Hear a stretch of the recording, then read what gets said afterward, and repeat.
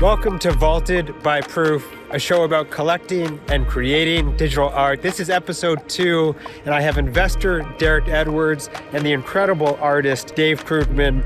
First, we talk about Derek's Cryptoart Theses. And the question then becomes is there a way to pair some of the magic of what has traditionally worked with physical galleries with the magic that we know exists with blockchain-enabled and blockchain-powered objects and environments? And then we talked about physical galleries and spaces and events. This is our living room. We can get a bunch of people in here. Very excited. Let's jump in.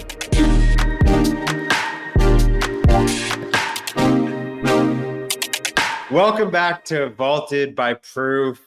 I've got two legends on this episode. I'm really excited to dig in. I have Derek Edwards, my former co-host, 100 Proof, investor, collab currency, collector, former LA Clippers, ball boy. Not many people know that.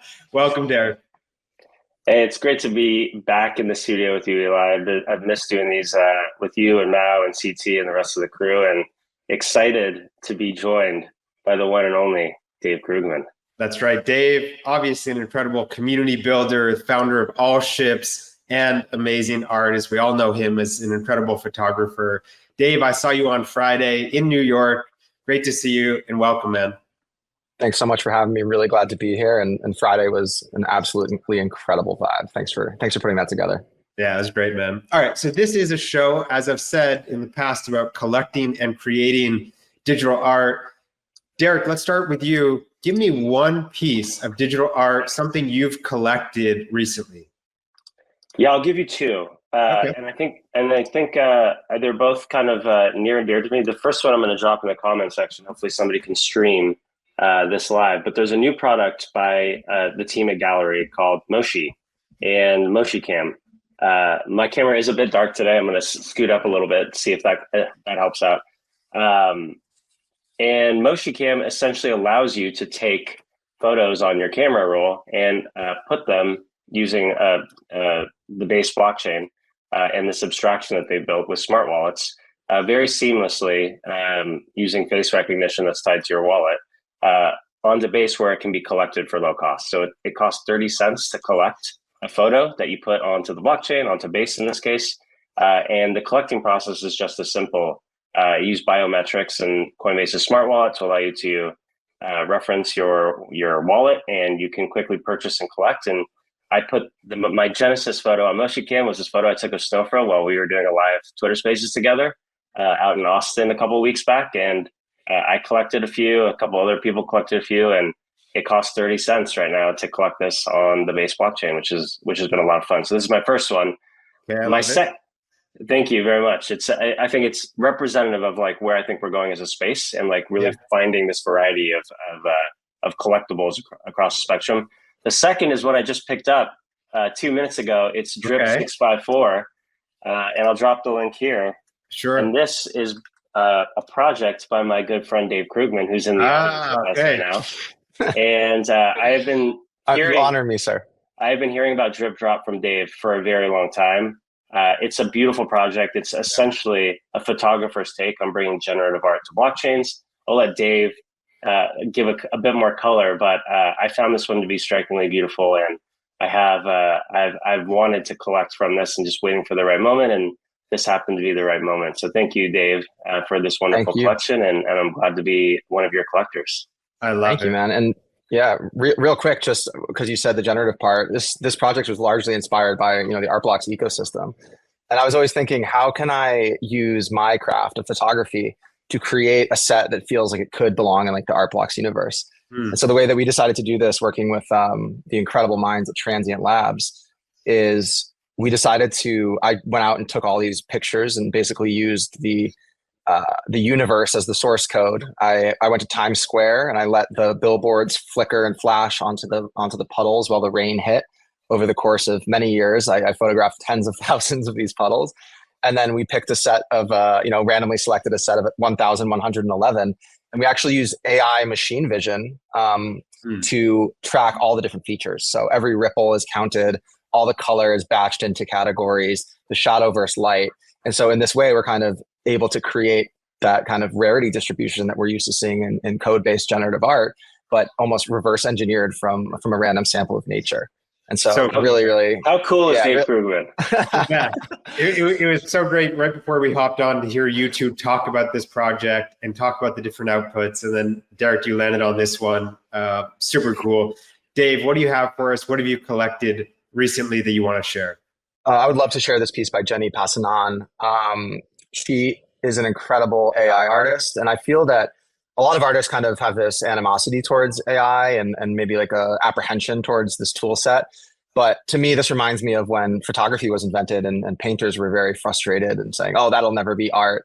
But really, like anytime there's a new technology that bursts onto the scene and there's a paradigm shift, it's just another tool, you know? And I think that the best artists or the best AI artists will be the ones that use it as a tool to develop their own completely unique style. And I think Jenny over the years has built an incredibly beautiful style here it's very specific to her. Like you can recognize this piece anywhere. Yeah. And it's not just AI, there's overpainting, there's all sorts of different texturing and layering going on here. So I just love this as an example. And you said, Dave, you mentioned you picked this up through Christie's. Is that right? That was one of their... Yeah, I bought this on the Christie's 3.0 auction. Cool. Love and it just was sitting there and I was like, you know what? Like I really have always wanted a one-of-one from her. And this was a great opportunity. I think this one's particularly beautiful. So, you know, just right place, right time, right piece of art. Well, you know, it's interesting. There are deals to be found in some of those Christie's, Sotheby's auctions. If you're willing to go through the KYC process, you can occasionally find really good deals relative to fair market value, it seems. Okay, let's move on. We've got a couple of really meaty topics, and I've got two of the sort of best thinkers, smartest minds in our space here to help us break them down. Let's start with something I think we're all experiencing, the three of us and others, is this desire to connect in physical spaces. Dave, we mentioned at the top of the show, you and I were in New York City for the Proof Collective Supper Society on Friday. That's these moments for our community and artists and partners to come together in physical spaces and talk about art, talk about ideas, talk about the space, talk about the things we want to build. We started in New York. We'll do one in Los Angeles, Marfa, Europe very shortly. Dave, I know you have something pretty big to announce. In this vein, I want to kick it to you. Tell us what's up. Well, first of all, yeah, I want to thank you again for the dinner. It was absolutely incredible. And I think that, you know, I think blockchain and social media combined is like an incredible tool for building really robust communities.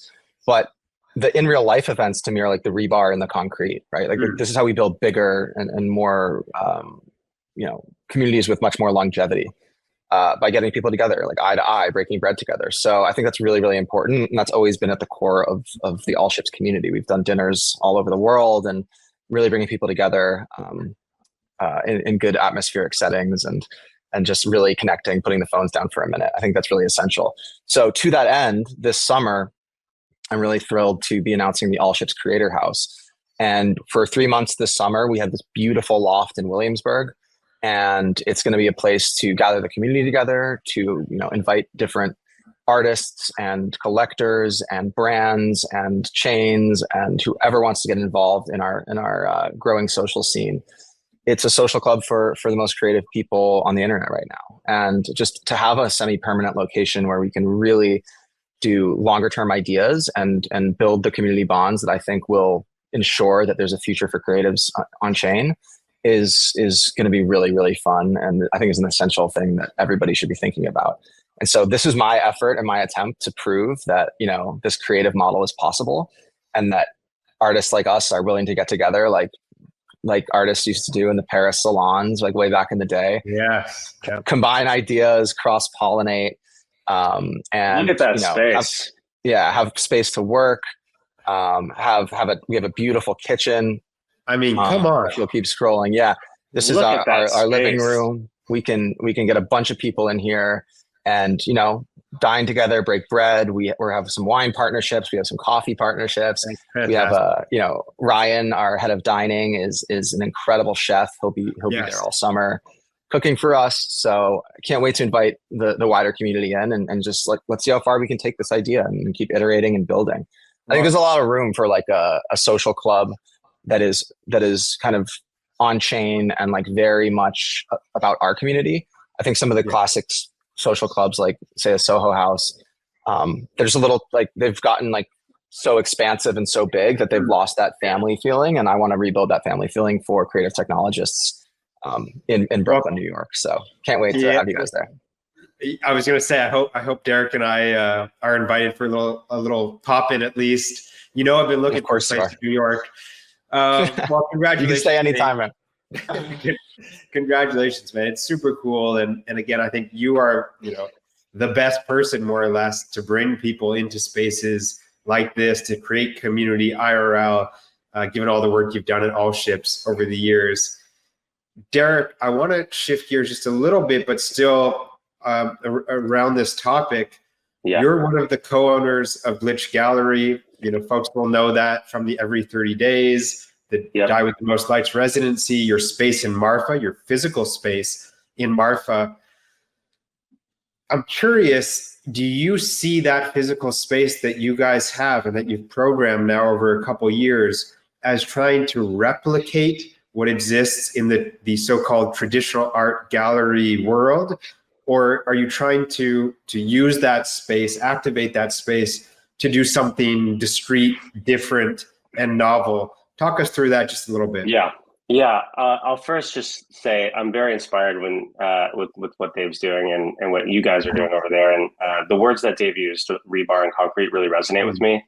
I will say, as it relates to Glitch, the way I think about building product, just generally speaking, is really to kind of like take what works, but really work from it from first principles and point in at a direction that might not be, being covered, or with a unique lens or unique value prop that's not currently being served by the market. And if I look at how the traditional gallery system works for contemporary art, there certainly isn't a lot of coverage for what I deem to be the most important movement happening in all of art right now, which is crypto art. It's using blockchains as medium. It's the networking of the objects themselves that can happen in internet native spaces. And the question then becomes like, is there a way to pair some of the magic of what has traditionally worked with physical galleries with the magic that we know exists with blockchain enabled and blockchain powered objects and environments? And I think the answer is yes. And it's going to be teased out in all sorts of different directions, like with what Dave is doing at ALLSHIPS and what you guys have historically done at Proof. At Glitch, our role is really like, it's pretty simple. It's, can we activate an internet community around this vision that we have for what a future gallery can look like? And can we simultaneously empower new individuals who may not have the same access to technology or the same proficiency to technology to onboard into IRL spaces? And can we bring these folks together in a way that's authentic to our mission and to the work that we want to show and to the artists that we want to empower, so that we start to bring a little bit more longevity to the space, to the brand, to the message. And so that's truly how we think about Glitch and growing Glitch. And everything from there is really being flexible to try new things that aren't really being covered or serviced in other spaces that are a bit more traditional.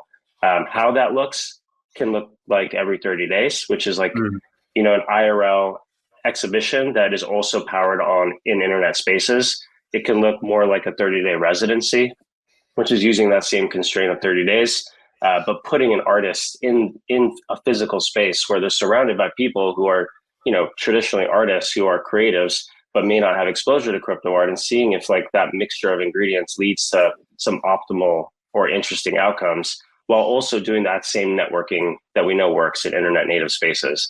And it could look like other things. It could look, like Art Blocks Weekend, where we have, 15 different sessions that are kind of spearheaded or led by different individuals or groups or entities that want to take that same message or through line to like this very concentrated space where crypto folks and non-crypto folks are kind of gathering for like this weekend in this very special town in Marfa. Or it could, in the future look like other places, other cities. I think that part is yet to be determined, but I think that's a little bit how we've thought about constructing Glitch. I love it. And Derek, it's you certainly helping lead everything at Glitch, as well as Maddie, Malta, the three of you really doing incredible work there. Dave, I know you were in Marfa not long ago, circulating some of the sort of Glitch spaces and activations with DAI. Derek, I want to come back to you though. In this moment in the market or in the so-called space, I think many collectors and artists and builders are really questioning some of the sort of core ideals they had about what was happening here. I always have looked at you as this thought leader who's come down from the heavens and exposed your thesis of crypto art or something akin to that, to tell us what elements of your view of crypto art are maybe unchanged, and then perhaps find a little space here to talk about how have you updated your thinking about crypto art in the future. Yeah, so I'll say a couple of things. I'll try and keep it short because I actually really want to hear from both you and Dave on this. The first thing I'll say is while it may feel like things are changing, I look at what Dave's doing and it's like he's got more conviction than ever. He's building out this amazing product in the heart of New York City. He's bringing artists and creatives and technologists together to do something really interesting for a 90-day period. And that only happens, when you've got deep conviction on the longevity of a technology or a space or something that's giving you that confidence to be able to put yourself out there and build a product like this so publicly. And so, it's hard for me to see the day-to-day messages that are happening in social, settings, with the reality of there's Glitch and there's Proof and there's ALLSHIPS and there's all these amazing organizations, there's Super Rare, Art Blocks, who are still humming, still building products, still building really interesting things to pair with this technology unlock. I think the things that are unchanged are blockchains are a revolution in how, artists and creatives can use this technology to monetize their work and to network their work and to leverage digital objects in a way that we've historically only been able to leverage physical objects, which is prove scarcity, demonstrate there's value inherently that comes and is bestowed to these objects and allow them to freely trade around the world. And that's pretty powerful. That's not going anywhere.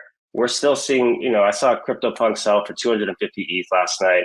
There's Fidenzas and Squiggles and, drip drops, and there's collections that are continuing to sell every minute of the day. And so that is unchanged. I would say the things that may be changing or evolving are, the mechanism by which artists want to use this technology in the future to do that same job to be done. And I think there's a core insight there that is not worth dismissing. It's worth investigating. And I would love to hear from you guys how you're thinking about this and how this technology stack has now evolved to the point where you may want to use the tool, which, blockchains are and digital objects are, in a slightly different way or a slightly more nuanced way, both as a platform, as an artist, as folks that are building these communities. I think that's where the real interesting discussion lies.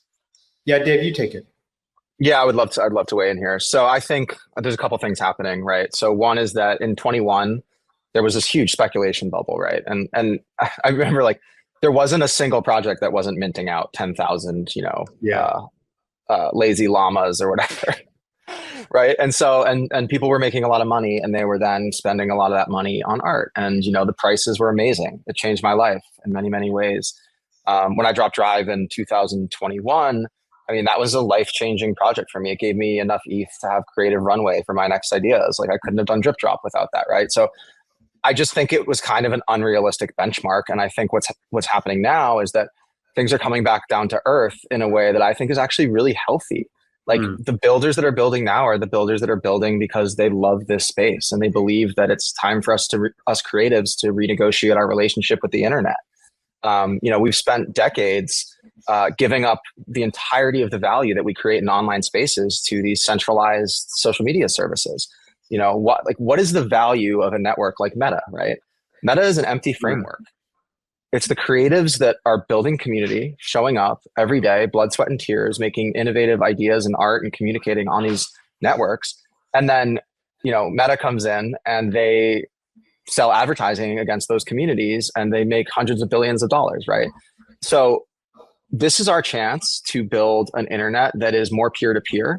This is our chance to build smaller niche ecosystems and communities that are not funded by advertising.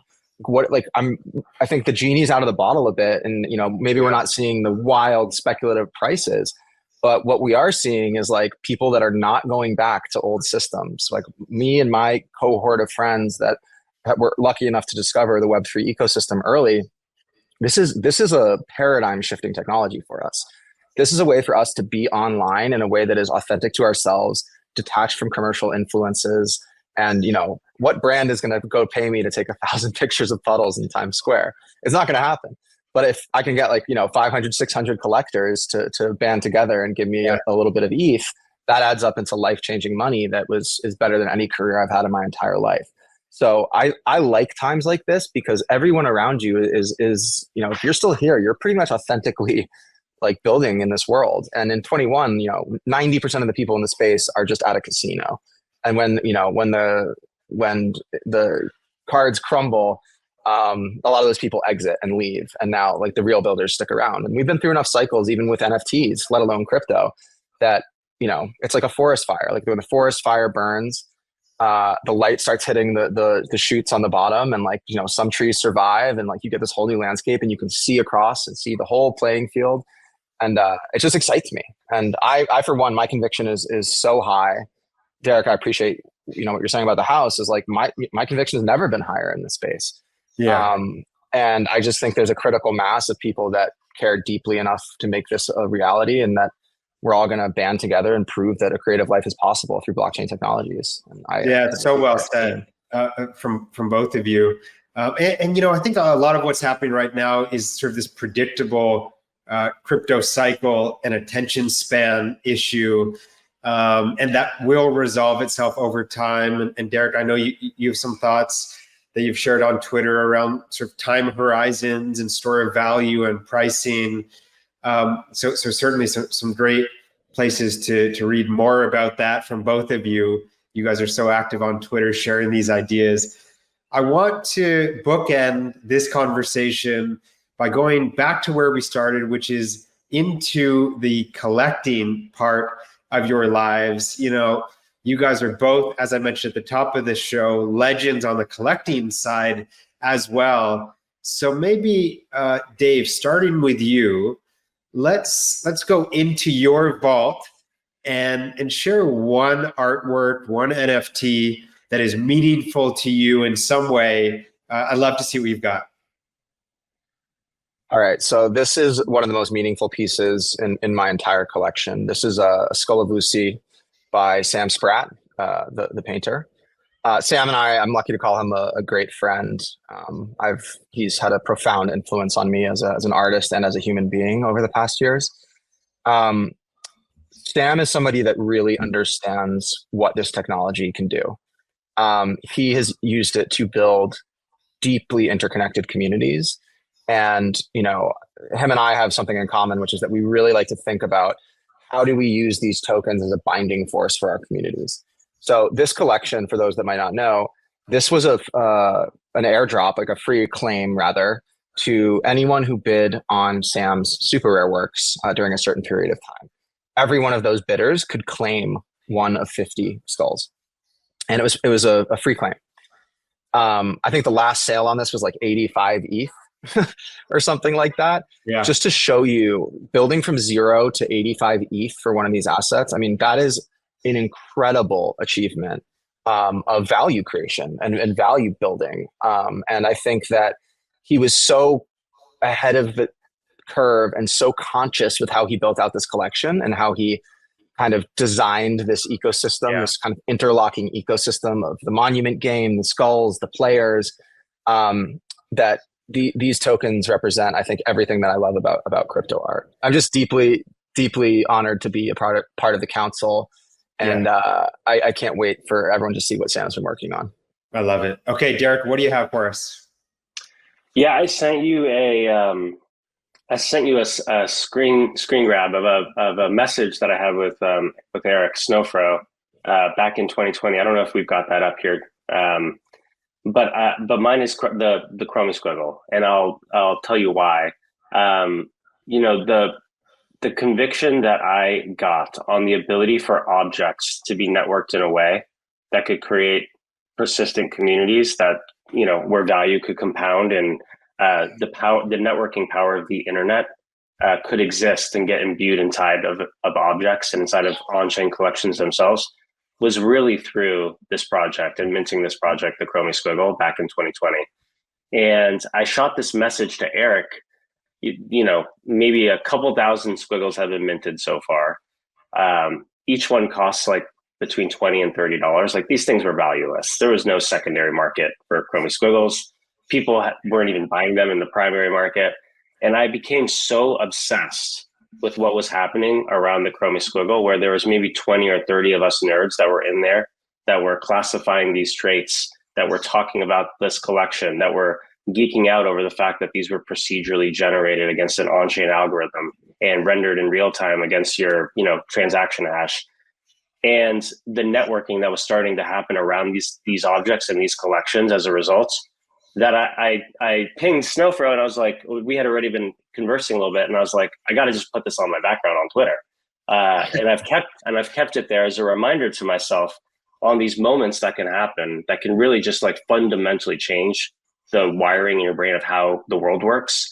And anyway, I'm sharing this because like the Chromie Squiggle was such an important project for my own, like the way I view the world and the way I view this digital world that's happening in a way that even CryptoPunks couldn't really do for me. That I thought it was worth kind of like touching back and showing this message, because it was a pivotal time and a pivotal collection for me. What's a Twitter background? You mean the header? I mean the header, yeah. So if you go to my Twitter right now, you'll see I have my profile photo, which is Gotcha. A punk that I own, and then behind me is you'll see a Meebit with XCopy visor looking at a Chromie Squiggle, and that Chromie Squiggle has stayed on my header background since late 2020. And I think that was like a month after Squidge started minting, right? Yeah, exactly. Yeah, I think it was. There you go. That's a great squid too. That's not just any squiggle. It's not. It's a bulge. Yeah, it's a very colorful, full-bodied bulge. And originally, it was just the squiggle that was back there against the black background. I added the Meebit later. I added the XCopy visor glasses later. But that squiggle has stayed in that same spot since December of 2020, back when squiggles were about $30. I love it. Derek, always curating, now taking the Twitter header and curating Meebit. Come on. Hey, you gotta use the constraints that are given to you. I love it. Well, this has been great. I know it's short, but a wonderful conversation. Derek, where can we find you? What's coming up for Glitch? Yeah, so we've got some fun stuff we're working on at Glitch. I think stay tuned over the next couple of months as we roll that out. Obviously, we just concluded that 30-day residency with that with the most likes, which we were very enthusiastic about and loved high. So I would urge folks to go back and read Malta's long form on that work and just view some of the outputs that were created on top of Artblocks. I think it's a brilliant collection, and I'm excited to see how that one ages. We've got other stuff coming down the pike. We'll be, again, co-leading Artblocks weekend with the Artblocks team. That's Glitch great. will be one of the mainstays. So we're already deep into planning that event. So stay tuned for that later this November. That's great. And Dave, we talked about the ALLSHIPS announcement. Anything else you want to share? Where can people find you? Well, you can find me, first of all, just Twitter, Dave _Krugman. All my stuff is linked through that.